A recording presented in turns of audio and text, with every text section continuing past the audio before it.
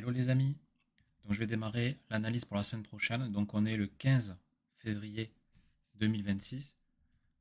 Alors, au niveau des news, qu'est-ce qu'on a? Lundi, on a Bank Holiday sur USD, donc potentiel marché un peu plus mou que d'habitude.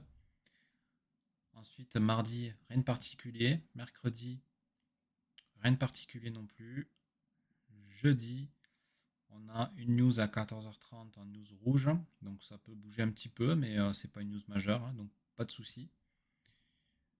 Et ensuite, vendredi, on a quand même quelques news, hein, notamment PMI du coup sur euro et sur USD, Advance GDP, Core PCE, etc. Donc l'après-midi, pas mal de news, donc ça bouge aussi avec PMI 3h45, 15h45. Donc voilà, comme vous le savez, la vendredi, c'est une journée que j'aime pas.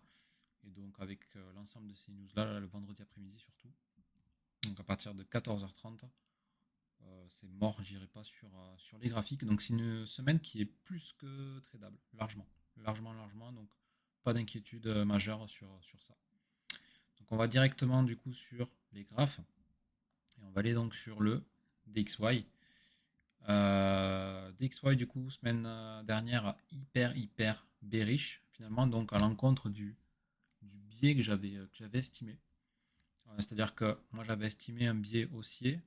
Forcément, quand on voit, je vais vous mettre un petit peu le mode replay, mais quand on voit cette dernière bougie haussière qu'on avait fait, on avait du coup invalidé ce gap à ce niveau-là, avec la forte prise de liquidité au sud.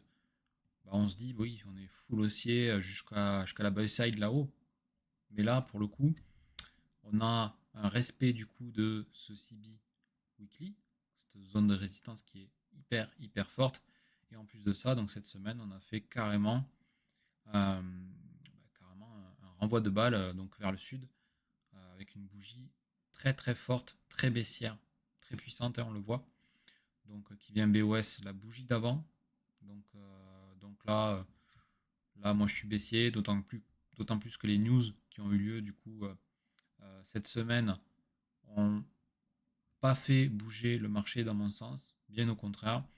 Donc là, moi je suis baissier et je vais chercher plutôt de la vente, en tout cas cette semaine sur mon biais.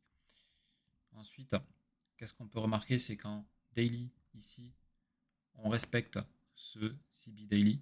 Okay, on sent que le dollar n'a plus aucune force pour aller chercher finalement la hausse, hein, tout simplement. Donc là, la prochaine target proche, ça sera cette sell side liquidity.